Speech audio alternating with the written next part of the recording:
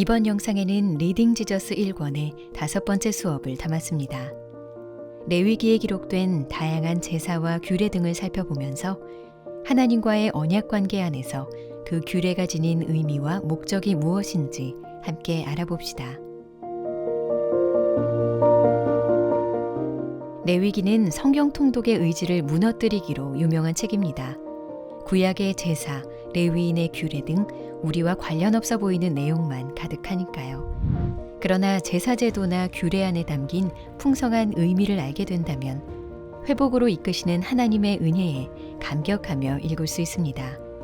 그럼 우선 레위기의 배경부터 알아보겠습니다. 레위기는 단독으로 존재하는 책이 아니라 출애굽기에 이어지는 책입니다.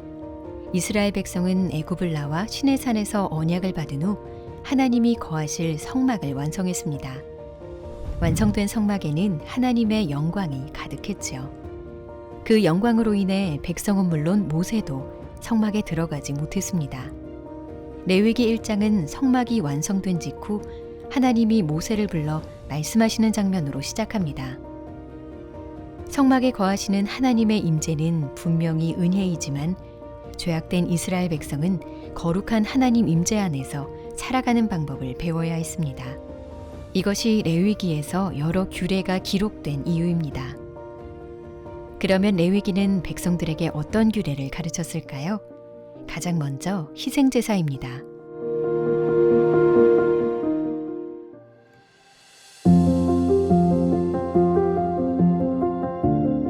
레위기는 이스라엘이 하나님께 드려야 할 희생제사의 방법들을 알려줍니다. 이 희생제사는 3가지 역할을 했는데 왕이신 하나님과 그 백성의 관계와 깊은 관련이 있습니다. 첫 번째로는 속죄의 역할입니다. 죄를 짓고 하나님과의 언약을 깨뜨린 백성이 있다면 그는 자기 죄 때문에 죽는 대신 그 죄를 대신 담당할 대속제물을 하나님께 바칩니다. 이 희생제사를 통해 백성은 자신의 죄를 씻어내고 깨어진 하나님과의 관계를 회복합니다. 이는 주로 번제로 드려졌습니다. 두 번째로는 예물로서의 역할입니다.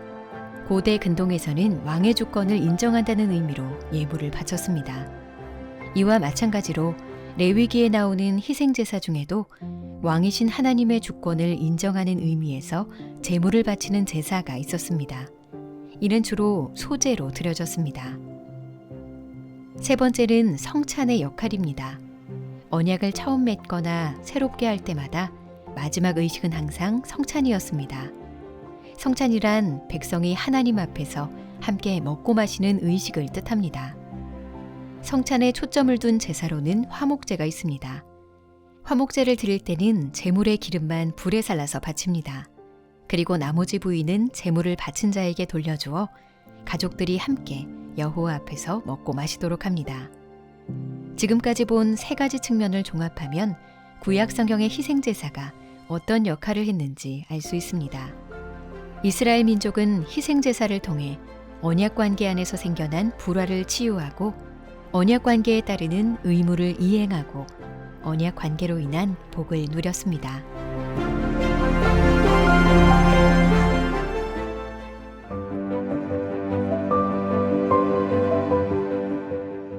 레위기는 하나님이 특별히 구별하여 세우신 제사장의 직무도 알려줍니다.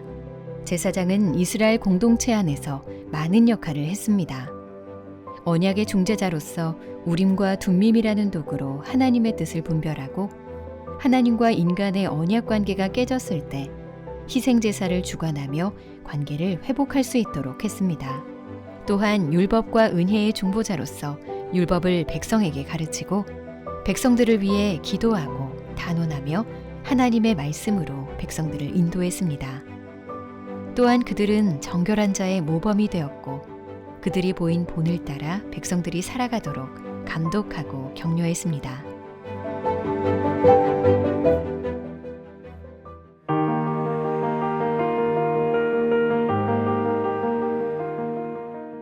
제사장의 역할과 자연스럽게 연결되는 정결규례와 부정규례는 사실 우리에게 쉽사리 이해되지는 않습니다. 낙타와 돼지, 토끼가 왜 부정한 짐승이었는지 정확한 이유를 알긴 어렵죠. 그러나 여기서 우리가 집중해야 할 것은 특정 동물이 왜 부정했는가가 아닙니다. 정한 것과 부정한 것을 구별하는 일이 이스라엘 백성의 삶에 큰 의미를 갖고 있었다는 사실이 중요한 것이죠. 부정한 짐승들은 하나님 앞에서 부정한 나라들을 의미했고, 정결한 짐승들은 하나님 앞에서 정결한 이스라엘을 의미했습니다. 그리고 이스라엘 백성 중에서도 제사장들은 제물로 드리는 흠없는 짐승처럼 거룩한 역할을 감당했죠. 이러한 구분은 예수님께서 이 땅에 오셔서 자신을 통해 이스라엘을 새롭게 정의하시면서 완전히 바뀝니다. 예수님 안에서 유대인과 이방인 모두가 하나님의 정결한 백성이 되었습니다. 그 밖에 레위기에 기록된 피부병에 대한 규례나 옷과 집에 퍼지는 곰팡이 관련 규례 등은 주변에 쉽게 퍼져서 다른 것도 부정하게 만드는 죄의 본질을 잘 보여줍니다. 하나님께서 이런 규례들을 주신 목적은 부정해진 사람을 판단하고 정죄하기 위해서가 아니라 오히려 그들이 여호와 앞으로 나오도록 초청하여 그들의 부정함을 정결케 하기 위해서였습니다.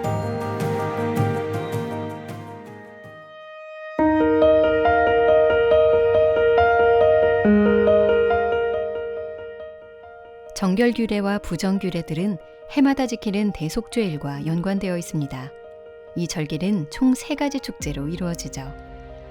첫 번째는 나팔절로 나팔을 불며 하나님이 왕 되심을 인정하고 그분의 통치를 기뻐하는 축제입니다. 두 번째는 대속죄일입니다. 9일 동안 금식하며 죄를 회개한 후 이스라엘 백성의 죄를 정결케 하는 의식을 치릅니다. 대제사장이 백성을 대표하여 자신의 죄를 먼저 씻은 다음 이스라엘 자손을 정결하게 하는 속죄제를 위해 염소를 바칩니다.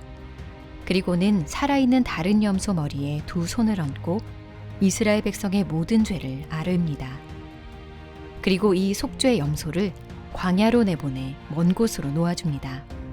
이로써 백성들의 죄를 동이 서에서 먼 것 같이 먼 곳으로 몰아내는 것입니다. 마지막 셋째는 초막절로 약속의 땅에 들어간 후에 지키라고 하신 축제입니다. 광야에서 백성들의 필요를 채워주신 하나님을 잊지 않고 기념하는 날인 동시에 올리브나무와 포도나무의 추수를 기뻐하는 행복한 날입니다. 이러한 대속죄일 의식에서 예수님을 발견하기란 그리 어렵지 않습니다. 예수님은 우리를 대표한 대제사장이시자 자신을 내어주신 속죄 제물이시고 우리를 위해 하나님에게서 버림받는 고통을 감당하신 속죄 염소이시기 때문입니다.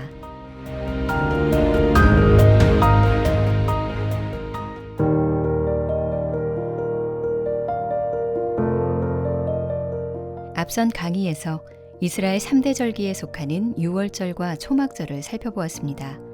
나머지 하나의 절기는 칠칠절로 추수를 감사하는 절기입니다. 칠칠절은 초실절에서 7주를 세고 하루를 더하는 날 지키는 절기라서 오순절이라고도 부르죠. 초실절, 이스라엘 백성들은 봄에 보리가 익기 시작하여 추수가 시작되면 첫 열매를 구분하여 하나님께 드렸습니다. 제사장들은 그렇게 구별된 곡식단을 유월절이 지난 안식일의 이튿날에 하나님 앞에 드렸습니다. 칠칠절, 초실절로부터 50일이 지난 후에 지내는 칠칠절은 보리 추수가 완성된 것을 감사하는 절기였습니다. 이러한 구약의 절기 규례 그대로 예수 그리스도는 유월절 첫 안식일의 이튿날에 다시 살아나셔서 부활의 첫 열매가 되셨습니다. 그리고 부활하신 지 50일이 지난 오순절에 하나님 나라의 추수를 알리는 성령이 임하셨죠. 추수의 시작이 추수의 완성과 확실히 연결되지만 시간상으로는 서로 떨어져 있습니다. 마찬가지로 예수님의 부활도 우리의 부활을 예고하는 확실한 증표이지만 시차가 분명히 존재합니다.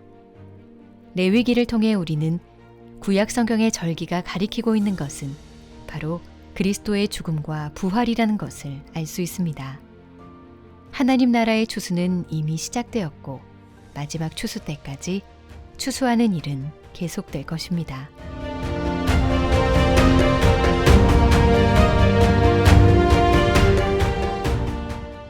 레위기의 희생제사들을 이해할수록 그리스도께서 그 모두를 성취하셨음을 깨닫습니다. 예수님은 언약을 깨뜨린 자가 받아야 하는 죽음의 형벌을 대신 감당하는 대속물이 되셨습니다. 또한 예수님은 대제사장으로 은혜와 율법의 중보자가 되십니다. 여기서 반드시 알아야 할 사실은 이제 모든 믿는 자가 제사장이라는 점입니다. 그렇다고 칼을 들고 가축을 잡는다는 뜻은 아닙니다. 우리가 드릴 제사는 영적 제사입니다. 우리가 그리스도께서 십자가에서 드린 희생에 감사하여 거룩한 삶의 예배자로 설 때 우리 하나님께서 우리를 통해서 영광 받으실 것입니다.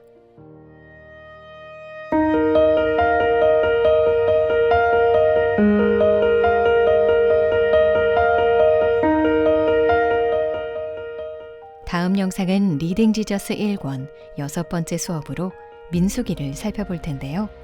우리는 이스라엘 백성이 광야에서 끊임없이 불평하고 불순종하는 모습을 보게 될 것입니다. 그러나 그러한 불순종에도 불구하고 언약에 신실하신 하나님의 은혜와 사랑을 발견하게 될 것입니다.